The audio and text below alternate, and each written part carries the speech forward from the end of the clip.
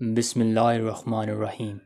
حضرت امام زین العابدین رضی اللہ تعالیٰ عنہ واقعہ کربلا کے بعد مدینہ منورہ سے کچھ دور ایک مقام پر آباد ہو گئے تھے۔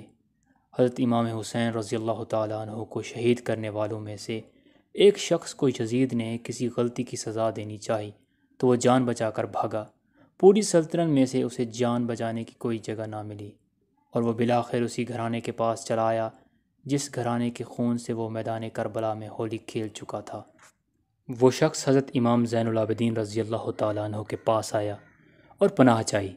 آپ رضی اللہ تعالیٰ عنہ نے اسے 3 دن اپنے پاس ٹھہرایا، اس کی خدمت اور تواضع کرتے رہے اور جب وہ رخصت ہونے لگا تو اسے رخصت سفر بھی دیا۔ یہ حسن سلوک دیکھ کر اس شخص کے باہر جاتے ہوئے قدم رک گئے۔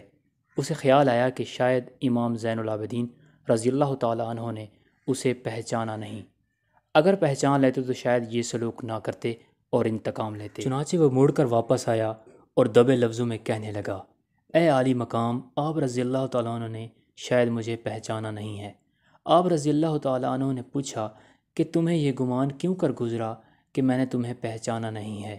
اس نے عرض کیا کہ جو سلوک آپ رضی اللہ تعالیٰ عنہ نے میرے ساتھ کیا ہے، کبھی کوئی اپنے دشمنوں اور قاتلوں کے ساتھ یہ سلوک نہیں کرتا۔